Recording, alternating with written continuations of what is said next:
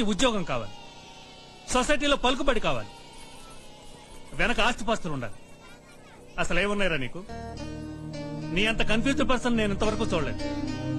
అన్ని తండ్రి పోలికలే. డబ్బు కనపడితే ఎవరికి దానం చేయాలని చూసేవాడు. పదరాజు, కనీసం ₹1,00,000 బ్యాంక్ బ్యాలెన్స్ ఉందిరా నీకు? ఒక్క నిమిషం ఉండు. చూడు మావయ్య, సంపాదించలేని వాడి దగ్గర చూడాలి బ్యాంక్ బ్యాలెన్స్. నాకు అక్కర్లేదు, అవసరమైతే ఇప్పుడే సంపాదిస్తాను ₹1,00,000. మరి రాజీ నాకు ఇస్తావా? ఏడ్చావు పారా, పిచ్చివాగడు బాబు. వెళ్ళ బావ, పద పద బావా. అమ్మా, టైలర్ దగ్గరికి వెళ్ళొస్తాం. ఏంటి బావా నువ్వు? మావయ్య, బాగోగులు చూసుకోవాలని నువ్వు అంటున్నావు, పూల్లో పెట్టి చూసుకుంటానని నేను అంటున్నాను. రేయ్, ముందు అమ్మాయిని జాగ్రత్తగా ఇంటికాడ దించు, సంతోషిస్తాం.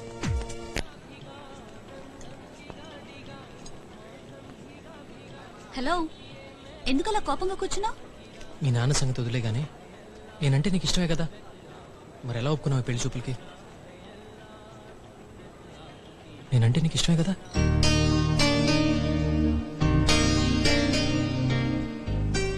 అతను నీకు నచ్చేసాడా ఏంటి? ఏమో బావా, చిన్నప్పటి నుంచి అలవాటైపోయావు కాబట్టి ఓకే, కానీ నీ విషయంలో నాకెప్పుడు కన్ఫ్యూజనే. అంటే ఇష్టం లేదా? అసలు నన్ను అమ్మాయిలాగే చూడవు నువ్వు. ఎవరైనా అమ్మాయిని ఇరానీ కేఫ్ కి తీసుకొచ్చి మాట్లాడతారా? నువ్వే చెప్పు. ఇక్కడ చాయ్ బాగుంటుందని నువ్వు చెప్పుంటే అతను స్టార్ హోటల్కి తీసుకెళ్లేవాడిని. అదే నేను చెప్పేదాకా నీకు తెలీదు. అదే నా బాధ. ఒక వ్యాలంటైన్స్ డే లేదు, ఒక గ్రీటింగ్ కార్డ్ లేదు. ఎప్పుడు చెత్త పాలిటిక్స్, దేశ సేవ అంటూ ఏదో ఏదో మాట్లాడతావు, లేకపోతే ఏదో మ్యూజిక్ అంటూ తిరుగుతావు. చెత్త పాలిటిక్స్ అని అందరూ అంటారు, కానీ బాగు చేసే రెస్పాన్సిబిలిటీ మనకుంది కదా. ఏదో ఒక రోజు ఈ దేశం కోసం కొంచెమైనా పనిచేసి చూపిస్తారు, చూస్తూ ఉండు. అన్ని సినిమా డైలాగులే, ఒక్క పనికొచ్చే మాట కూడా చెప్పు. అందుకే నాన్నకి నీ మీద డౌట్. పద వెళ్దాం.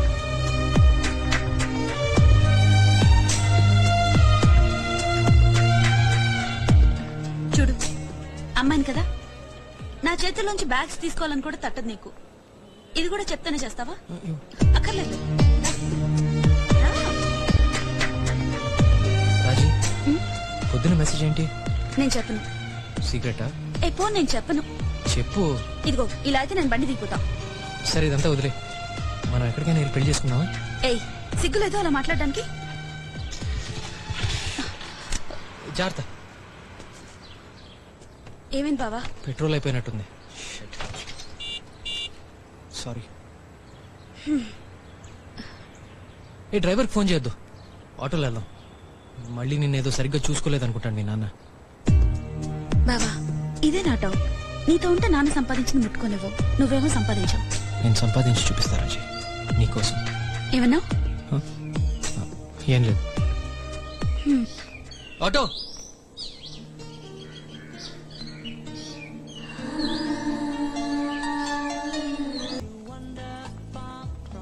Hi, I have 9 o'clock appointment. Come in.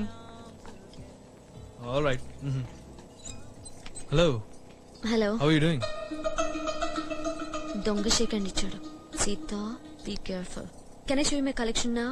Yeah, sure.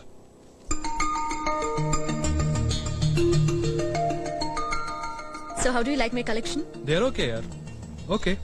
We'll talk one of these days. हो सकता है आज रात को. नहीं? Think about it. Take my number. In a portfolio. If you like it, please call me.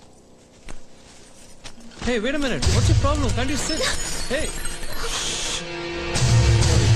Sorry.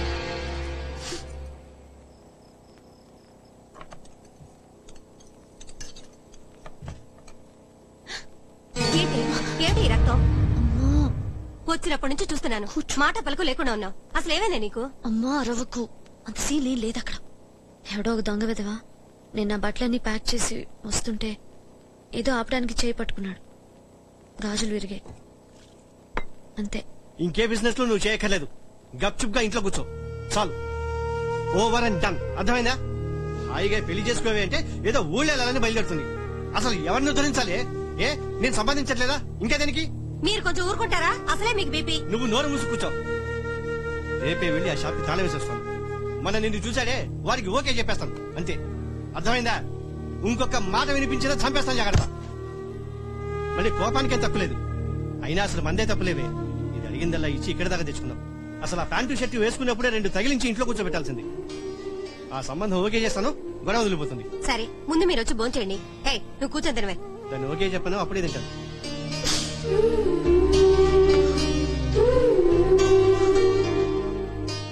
మీకు కూడా దాంతో పంతాలు ఏంటండి? ఏ దానికైనా కోపం నాకు రాదా? అది ఓకే చెప్పేంత వరకు చస్తే తిన్ను.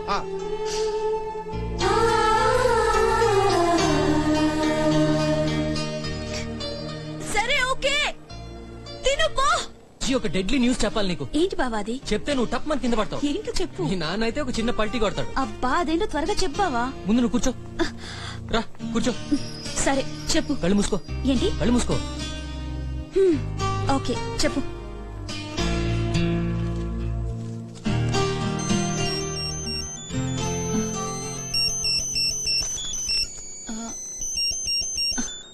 తర్వాత తీరాజీ, నేను చెప్పేది ఒక్క నిమిషం కన్నా ఎక్కువ పట్టదు. ఒక్క నిమిషం బావా, ఇప్పుడే వచ్చేస్తా.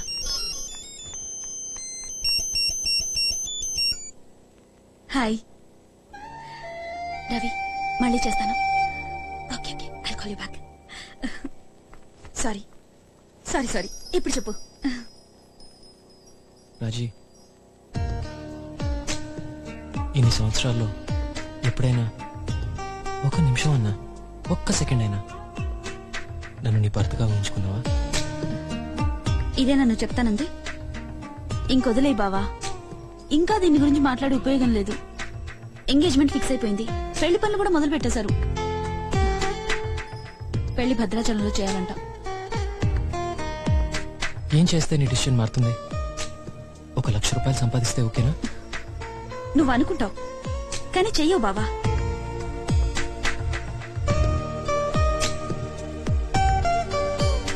నిజమే రాజీ, నిజమే.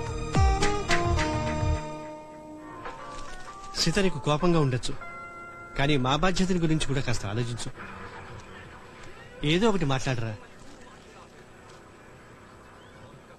ముందా టీవీ ఆఫ్ చేయి. నిన్నే అయినా నిన్ను తిట్టడం నాకు మాత్రం సరదానా చెప్పు. అమ్మా, ఫస్ట్ ఆయన నాకు సారీ చెప్పాను. అనవసరంగా అరిచారు నిన్న ఆయన. నా ప్యాంటు షర్ట్లు ఏం చేశాయని. ఓకే సారీ, సరేనా?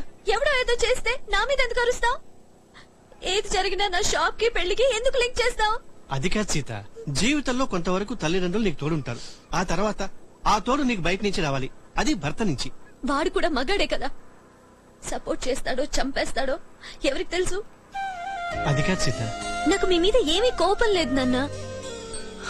కాకపోతే ఈ భూమి మీద స్వేచ్ఛగా పుట్టి ఇంతకాలం అన్ని పనులు అందరిలాగే చేసి ఈ రోజు ఒక మగాడి మూలంగా షాప్ కి తాళం వేసుకోవాల్సి వచ్చింది.